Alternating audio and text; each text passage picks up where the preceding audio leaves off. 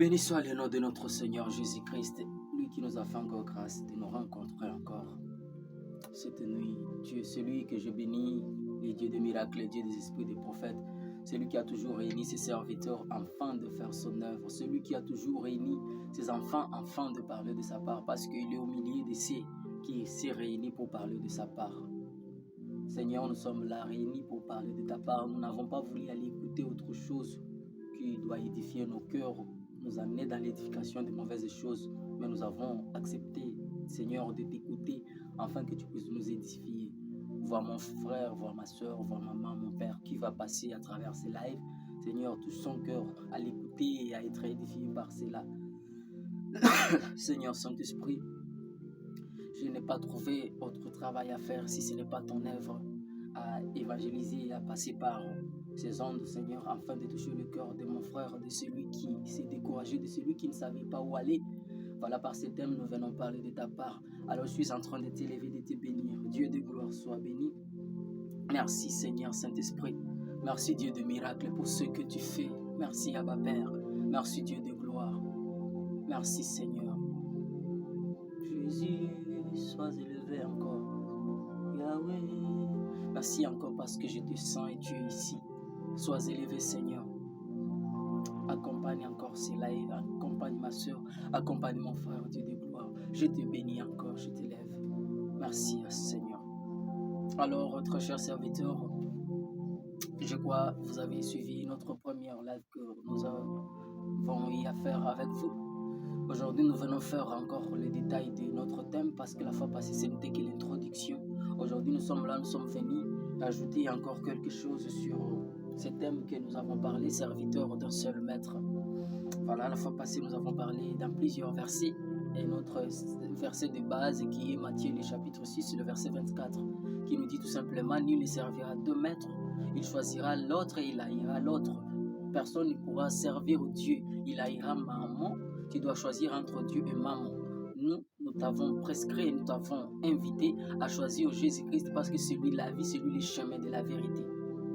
Serviteurs d'un seul maître, comme nous avons dit, plusieurs servent Dieu par leur connaissance ou leur théorie, mais pratiquement ils sont serviteurs de l'autre maître qui est Satan, comme nous l'avons énuméré.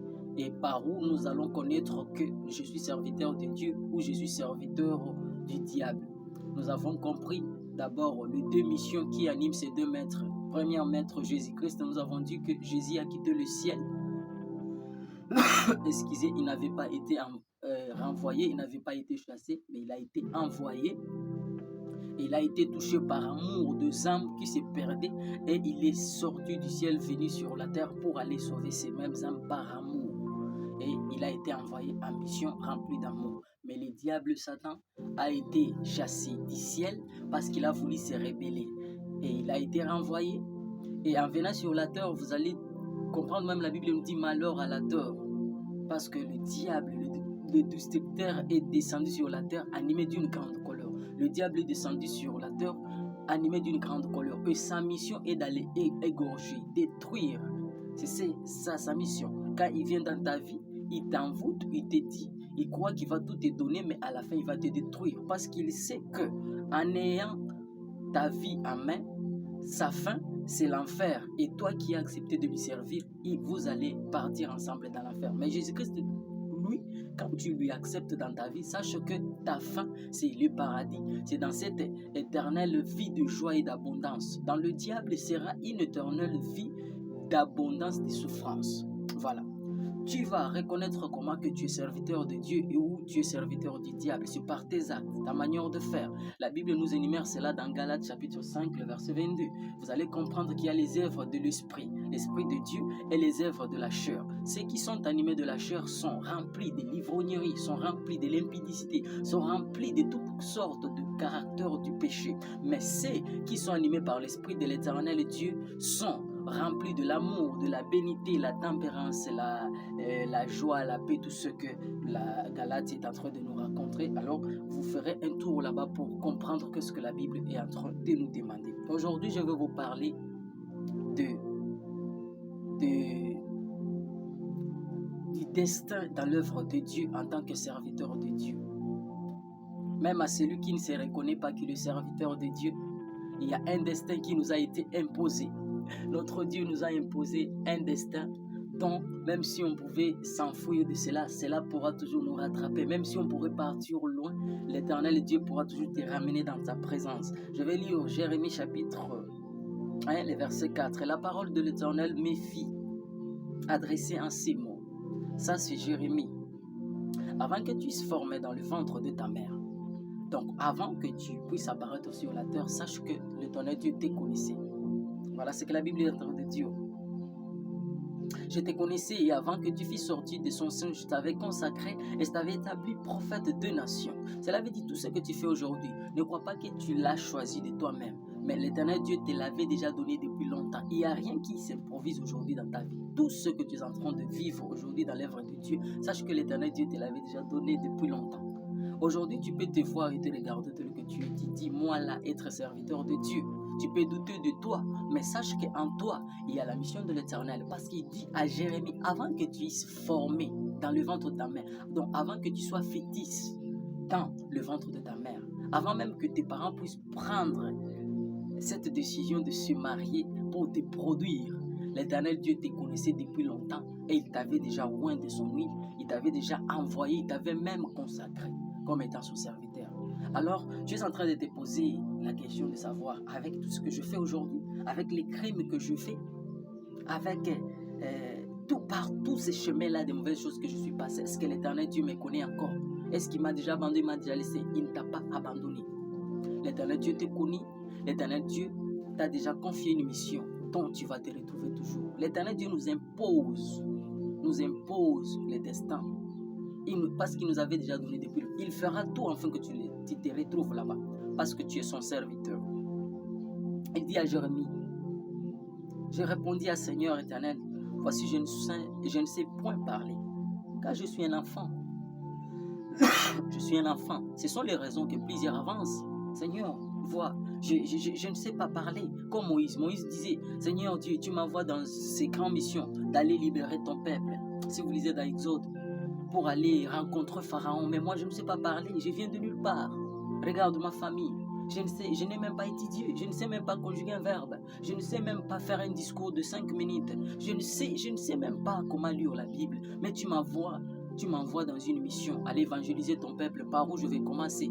Mais l'Éternel Dieu ne va pas là, il t'a dit va. Il a dit à Moïse va, moi je mettrai le parole. Il va te mettre tous les moyens. Il a dit Aaron est à tes côtés. Tu vas mettre le parole d'Aaron. Aaron, il va parler. Sache que quand l'Éternel Dieu t'envoie, il sait que tu as des difficultés. Il sait que ça sera impossible que tu puisses t'exprimer. Ça sera impossible que tu te déplaces de la RDC vers l'Afrique du Sud. Mais il t'a confié une mission, peut-être de se rendre en Afrique du Sud. Tu vas te poser des questions. Seigneur, comment je vais arriver? Je n'ai même pas de passeport. Je n'ai rien comme moyen pour arriver là-bas. L'Éternel Dieu a déjà tout disposé. Tu verras que dans quelques jours, quelqu'un viendra te bénir et tu auras tout. Et tu vas t'étonner comment est-ce que je suis arrivé. Il a appelé Abraham et lui a dit, Abraham, quitte ta patrie, quitte ta nation, va dans le pays dont je vais t'envoyer, dont je vais te montrer. Abraham n'a pas demandé à Dieu, montre-moi d'abord le pays, après je vais aller. Non, Abraham a commencé d'abord par obéir. Donc il faut commencer d'abord par obéir et Dieu va vous révéler. En cours de route, tu es serviteur aujourd'hui, Dieu t'a appelé, il t'a envoyé dans une mission. Mais aujourd'hui, tu te poses des questions, Seigneur, comment je vais faire? Seigneur, je ne connais pas quelque chose de la parole de l'Éternel, je ne connais rien de toi, mais tu me dis seulement d'aller parler à ces gens qui ont choisi les mauvais chemins. Comment je vais leur parler? Ils ne vont pas m'écouter. Mais l'Éternel Dieu te dit, va. Il dit, l'Éternel dit, et l'Éternel me dit, ne dis pas je suis un enfant, car tu iras vers tous ceux après de qui je t'enverrai, et tu diras tout ce que je t'ordonnerai. Ne les crains point. Donc cela veut dire l'Éternel Dieu attend d'abord que tu puisses exécuter, que tu puisses l'écouter, que tu puisses aller, et après il va te dire ce que tu vas faire. Donc si tu commences par obéir dans cette mission, l'Éternel Dieu va te dire quoi faire. Mais si tu n'as pas encore obéi, tu commenceras toujours à te poser des questions, comment je ferai? Commence d'abord par obéir et l'Éternel Dieu va t'inspirer quoi faire. Regarde, je t'ai établi aujourd'hui sur les nations et sur le royaume pour que tu arraches et que tu abattes, pour que tu ruines et que tu détruises, pour que tu bâtisses et que tu plantes. Voilà. Donc l'Éternel Dieu, en dehors de ce qui est théorie, de ce qui est... Toi, tu t'es posé des questions, comment je vais parler. D'abord, il t'a donné déjà les pouvoirs. Il t'a déjà donné un pouvoir, cela veut dire, même si tu rencontres une opposition là, spirituelle, l'Éternel Dieu t'a déjà donné le pouvoir. Donc ça ne va plus te prendre le temps. Dieu t'avait déjà donné la domination au-dessus de toute cette personne-là. Nous allons venir dans Jonas. Nous allons venir dans Jonas et nous allons lire. C'est même histoire avec Jonas. La parole de l'Éternel fut adressée à Jonas. Lève-toi, va à Ninive. Ici, je vous parle maintenant de la désobéissance. La grande ville écrit contre elle, car sa méchanceté est montée jusqu'à moi. Et Jonas s'éleva pour s'enfuir. Il a désobéi à Tarsis, alors que Dieu lui avait envoyé à Ninive, loin de la face de l'Éternel. Il descendit à Jaffo et il trouva un navire qui allait à Tarsis. Nous connaissons l'histoire. Veuillez m'excuser. Dieu a appelé Jonas et lui a envoyé à Ninive. Mais Jonas a choisi de fuir à Tarsis. Aujourd'hui, Dieu t'envoie dans une mission plutôt impossible. Impossible selon tes pensées, impossible selon toi. Et toi, tu as choisi d'aller là où il y a la facilité. Sache que l'Éternel Dieu ne va pas permettre que tu arrives, même si tu prenais quel moyen de transport. L'Éternel Dieu a rattrapé Jonas au-dessus des eaux. Qu'est-ce qui est arrivé à Jonas? Si vous lisez la continuité, si je peux vous choisir un verset ici, je vais aller numéro 8. Alors, il lui dit, dis-nous, as-tu ce malheur? Quelles sont tes affaires? D'où viens-tu? Quel est ton pays et de quel peuple es-tu? Il répondit, je suis hébreu et je crains l'Éternel, le Dieu de cieux. Quelqu'un qui a désobéi, mais il dit qu'il craint Dieu, qui a fait la mer à la terre. Ces hommes eurent une grande frayeur et tu lui dis, pourquoi as-tu fait cela? Car ces hommes savent qu'il fuyait loin de la face de l'Éternel parce qu'il leur avait déclaré et lui dire, que ferons-nous pour que la mer se calme envers nous? Car la mer était de plus en plus orgueilleuse. Parce que Dieu était en colère contre Jonas. Et quand Jonas a parlé à ces gens se sont rendus compte que Jonas fuyait. Fuir la face de l'Éternel, cela veut dire qu'il désobéissait à ce que l'Éternel Dieu lui avait dit.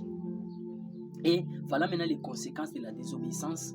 Voilà la mer qui s'agitait. Jonas a risqué d'entraîner tout le monde à la mort. Heureusement, il avait parlé. Et voilà, ils ont décidé de jeter Jonas dans l'eau. Et nous connaissons la suite de l'histoire. Et Dieu l'avait ramené là où il avait voulu que Jonas se retrouve. Tu peux faire la mission aujourd'hui. Sache que tu vas te retrouver là-bas. Très cher frère, on ne fuit pas l'appel de Dieu. On ne fuit pas l'appel de Dieu. Quand Dieu t'envoie, sache que tu finiras par aller là où il t'a envoyé. Quand Dieu t'a appelé, sache que tu finiras là où Dieu t'a appelé. Tu vas aller là-bas, même si la mission est difficile. Moïse avait donné des raisons. Seigneur, je ne sais pas parler. Tu m'envoies dans une mission dont je ne sais pas parler. Qu'est-ce que je vais parler devant Pharaon? Imagine aujourd'hui, Dieu te dit, va parler à notre président de la RDC. Qui est président, tu vois ce qui se passe à l'Est. Fais ceci et fais ceci. Maintenant, tu te poses des questions. Moi là, je ne suis même pas un chef d'un quartier. Je ne suis même pas un ami d'un général. Par où je vais commencer? Par quelle porte je vais toquer?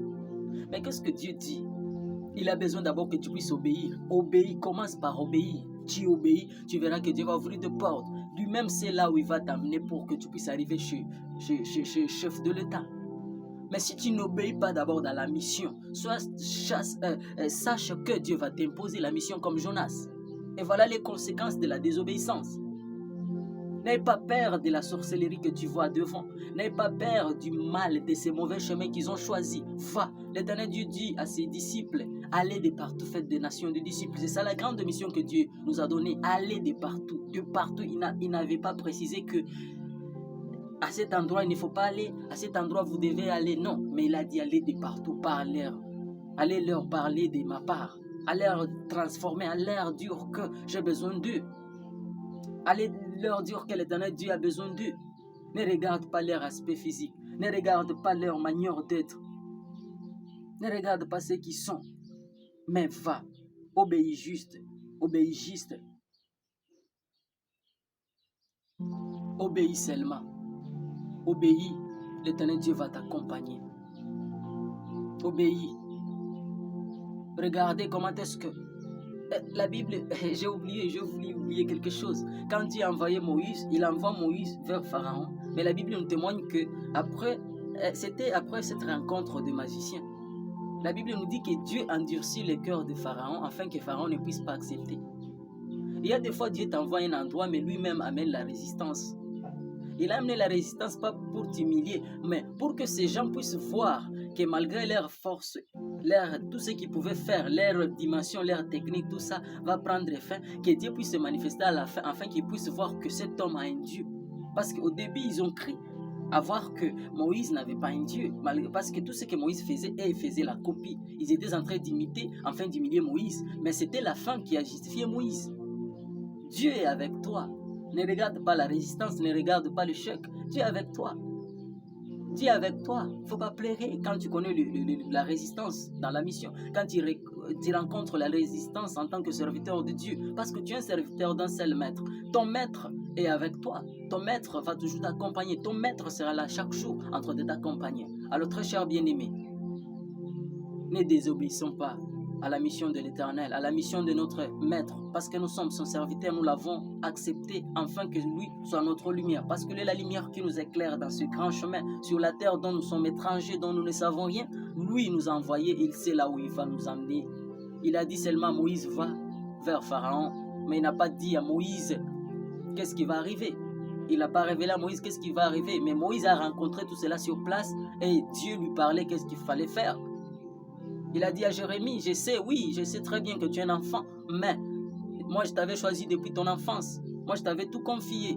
Je t'ai donné les pouvoirs même de dominer. Je t'ai donné tout. J'ai mis des paroles, je vais te dire quoi dire. Il appelait Abraham et lui a dit, Abraham va.